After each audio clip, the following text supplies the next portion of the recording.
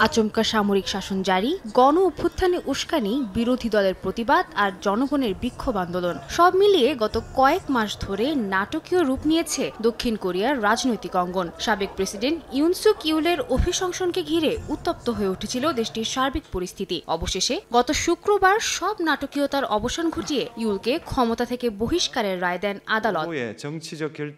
এবার সংবিধান অনুযায়ী ৬০ দিনের মধ্যেই জরুরি নির্বাচনের মাধ্যমে নতুন প্রেসিডেন্ট নির্বাচনের পালা। এই আইন মাথায় রেখেই আগাম নির্বাচনের তারিখ ঘোষণা করেছেন দক্ষিণ কোরিয়ার ভারপ্রাপ্ত প্রেসিডেন্ট হান দুক-সু।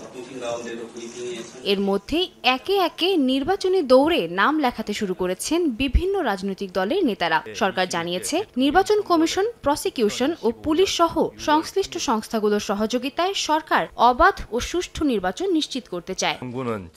নির্বাচনকে ঘিরে যে কোনো ধরনের অবৈধ এবং বেআইনি কর্মকাণ্ড শক্ত হাতে দমন করা হবে। প্রশাসনিক কর্মকর্তাদের মধ্যে রাজনৈতিক নিরপেক্ষতা নিশ্চিত করতে স্থানীয় প্রশাসনের সঙ্গে একসঙ্গে কাজ করার নির্দেশনা দেওয়া হয়েছে। এ অবস্থায় রাজনৈতিক দলগুলোর মধ্যে সবচেয়ে এগিয়ে রয়েছেন বিরোধী ডেমোক্রেটিক পার্টির নেতা লি জে-মিয়ং। তবে দুর্নীতি সহ একাধিক মামলা রয়েছে তার বিরুদ্ধে। তবুও জনমতের সমীক্ষায় তার জনপ্রিয়তা অনেক এগিয়ে।